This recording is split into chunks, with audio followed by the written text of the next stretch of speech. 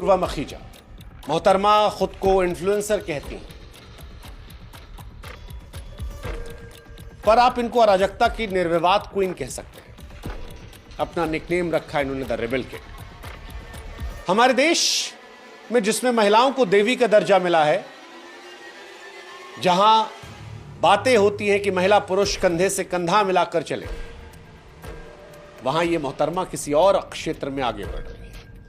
एक कंटेस्टेंट से कहती हैं कि शादी करना है, 6 फीट 4 इंच का मर्द चाहिए, लेकिन उससे आगे उसके पैंट के अंदर भी 6 इंच का कम से कम होना चाहिए।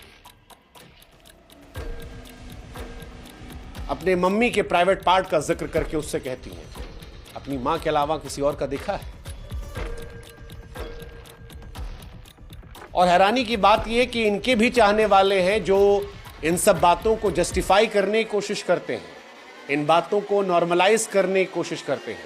इनको देश के बड़े बड़े कॉलेजों में न्योता दिया जाता है, ये वहां जाती हैं। क्या आज की पीढ़ी मां के निजी अंगों का जिक्र करके डार्क कॉमेडी के नाम पर उसे नॉर्मलाइज कर सकती है? सोचने वाली बात है, सोचिएगा। देश की तमाम महिलाएं, देश के तमाम माता पिता, भाई बहन, सोचिएगा। इन्होंने कंटेस्टेंट से पूछा कि जहां से पैदा हुआ अपनी मां के अलावा किसी और महिला का वो देखा है? फिर एक बहुत मोटी गाली दी, गंदी गाली, छिछली गाली, जिसे मैं नहीं बोल पाऊं। महिला होकर महिला को गाली देना अब फैशन है। सवाल है अपूर्वा कौन सा ट्रेंड सेट कर? सवाल यह भी कि क्या इनके मां बाप हैरान नहीं होते? क्या वो ये सब नहीं देखते? बदतमीजी और फूहड़ता की ये इंतहा को देखकर क्या इनके मां बाप असहज नहीं होते? क्या ये लोग जो इंस्टाग्राम को अब एक गंदगी का अड्डा बना चुके हैं, और ये सिर्फ अपूर्वा तक नहीं, और बहुत सारी लड़कियां हैं जो दिन रात कपड़े खोलकर व्यूज कमा रही हैं, इनके मां बाप भाई बहन नहीं है, वो असहज नहीं होते? क्या अपूर्वा अपने मां बाप भाई के सामने भी इन शब्दों का इस्तेमाल कर सकती हैं? और वो कैसे मां बाप हैं जो अपनी बेटी के इस तरह के व्यवहार पर शर्मिंदा नहीं है? या फिर ये मान ले कि वो जो गाना था, ना बीवी ना बच्चा ना बाप बड़ा ना भैया सबसे बड़ा, मां बाप भी असहजता को विटामिन एम से शांत कर लेते हैं कि पैसा आ रहा है।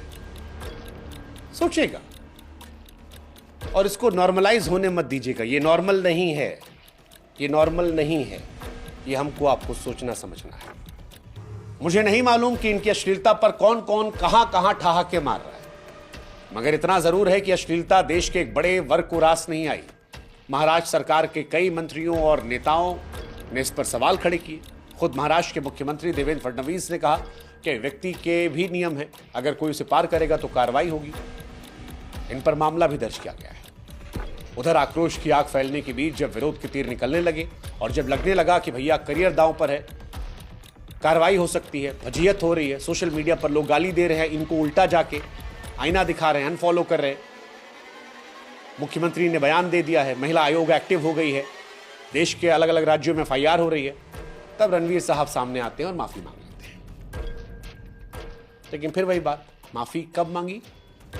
मुख्यमंत्री के बयान के बाद, महिला आयोग की शिकायत के बाद, सोशल मीडिया पर लानत मलानत के बाद।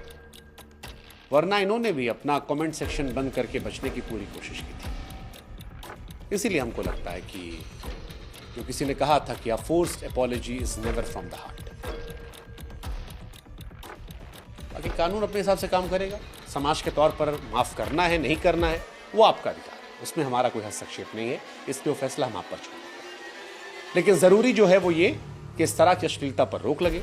बहुत जरूरी है ऐसी कठोर कार्रवाई हो कि कोई भी ऐरा गैरा नत्थु खैरा सोशल मीडिया पर ऐसी गंदगी फैलाकर उसे नॉर्मलाइज करने की कोशिश करने के पहले 50 बार सोचे। यह जरूरी है। अपने लिए ना सही, अपनी आने वाली पीढ़ियों के लिए जरूर सोचेगा। ये सोचेगा